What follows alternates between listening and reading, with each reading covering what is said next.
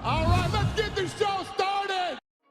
The numbers are in, and one fighter in particular is getting a big payday following the UFC's antitrust settlement. Per a report by veteran combat sports journalist John S. Nash, Lee vs. Zuffa claims administrator Angion Group has filed a report on the processing of class member claim submissions. Funds to eligible claim members are set to be distributed no later than September 16th, but it's the numbers breakdown that may raise eyebrows. Based on the newly filed report, the average payment to claimants who are part of the class action lawsuit will be $231,022.29. The median sits at $86,034.65, while the highest payment will be $10,334,240.72, which will go to Anderson Silva, per Nash. The lowest payment set to be issued, meanwhile, is $16,138.45. Per the terms of the settlement between Zuffa UFC and the class members, eligible fighters should see 32.7% of their total bout compensation earned during the class period paid to them, plus $14,179.33 per fight. Ahead of his UFC 320 title fight, Cory Sandhagen is on a mission, not just to prepare for Merab Dvalishvili's fighting style, but to find someone who can replicate all the chaotic, borderline absurd things Merab does inside and outside the cage. In a new YouTube video, Sandhagen held a casting call for sparring partners willing to dive headfirst into a frozen lake, shoot 30 takedowns in a row, and maybe throw in a few spontaneous sprints just to keep it authentic. You got good kisses? I don't have good kisses. Do you know how to swim? Do you know the difference between frozen water and not frozen water? Yes. Yes?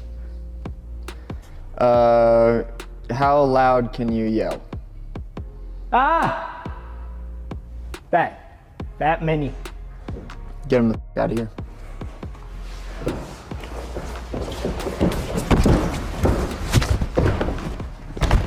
What kind of bitch ass yell was that?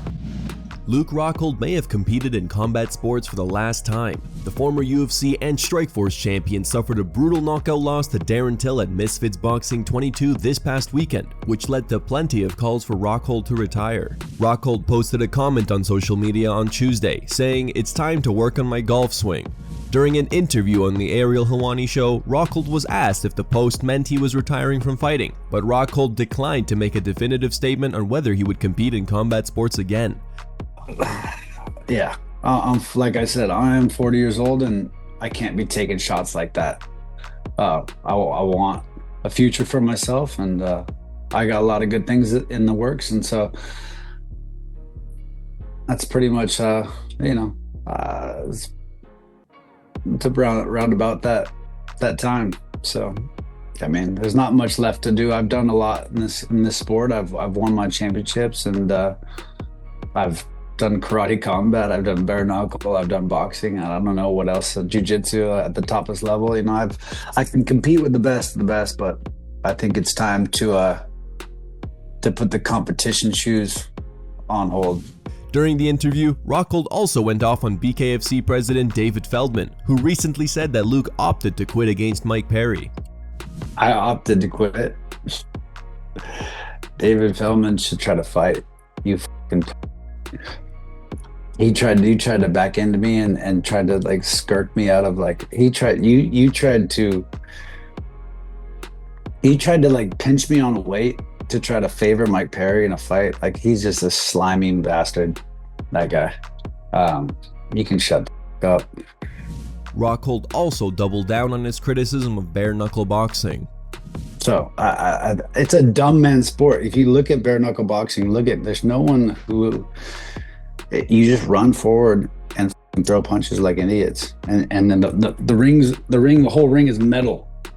So there's no flow, and so you hit that bitch and you bounce back, and it just forces you back in and makes a ball. It's just a dirty ball, and you know, some people want to see that, but I like technical fights, and that's just, you know, you look at the caliber of competition in there, and they're scrubs. Former UFC fighter Hector Lombard isn't staying silent after Luke Rockhold's recent criticism of bare-knuckle boxing. Lombard, who went 3-1 in BKFC, with his only loss coming against light heavyweight champion Lorenzo Hunt, took to Instagram to respond. In a newly posted clip, the veteran fighter had a few choice words for Rockhold and didn't hold back. Luke Rockhold, you was the champion in so many different organizations, right? And you still unhappy. Shame on you, bro. And here you are, talking shit about a lot of different combat sports. That BJJ is gay. That bare-knuckle is stupid. Yeah, it's stupid. After my Perry whoop your ass. BJJ is gay, like you say. After you got your ass whooped. Don't be like that, bro. Don't be like that. Enjoy the process. And none of these combat sports are stupid. All these combat sports are beautiful. And that's the way I see it. Don't know about you, but you should stay positive. And peace out, everybody.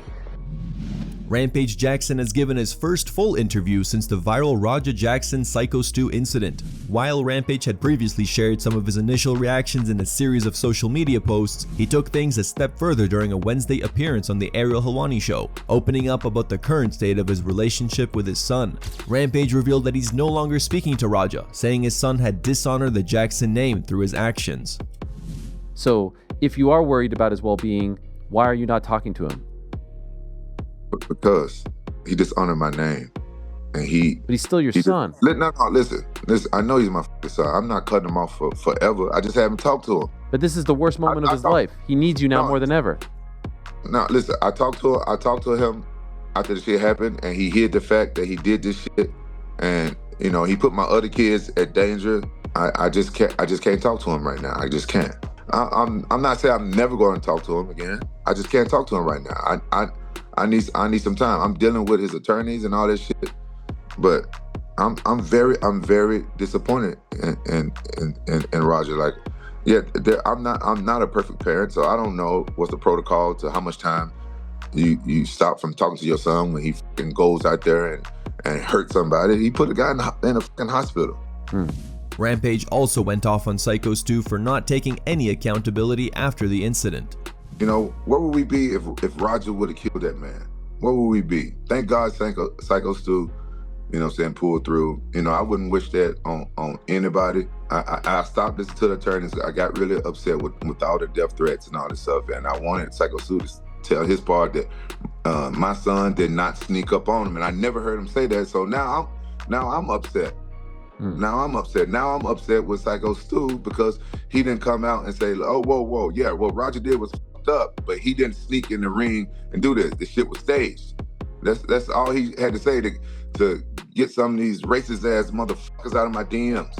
Hey, he's seeing all this shit how it blew up and stuff like that. He should at least said something. Okay. Take some accountability. Like, honestly, none of it. Everybody was wrong. Roger was the most wrong. Everybody was wrong, but none of this shit ever would have happened if Syko Stew never hit my son on the back of the head with a fucking can that they was drinking beer out of, and then grabbed him by the fucking neck, asked him to fucking sell it. If that shit never happened, none of this shit never happened. We've got some exciting fight news. Bo Nickel is set to return following his first loss of his MMA career. He'll step back into the octagon at UFC 322 in New York on November 15th, where he'll face 5-time IBJJF world champion Rodolfo Vieira. This matchup is a grappler's dream, a clash between a decorated jiu-jitsu world champion and a 3-time NCAA Division I wrestling champion. Meanwhile, another fun matchup in the works is Paulo Costa versus Shara Bullet Magomedov. Costa revealed on X that he was offered the fight and has accepted. He tweeted, "Was offered Shara Bullet in Qatar. It looks fun. I said yes." In true Paulo Costa fashion, he followed it up with some trolling, posting a photo mocking Shara with the caption, "Keep your eye open, guys." And then doubled down with another jab. One single good eye poke, be penalized with one less point. Shara fights 100% blind. Deal. Here are the top 3 memes found on the internet. Number 3 meme was posted by As Shopped As It Gets. Number 2 meme was posted by Davi Simu MMA. And number 1 meme was posted by Formal Opening.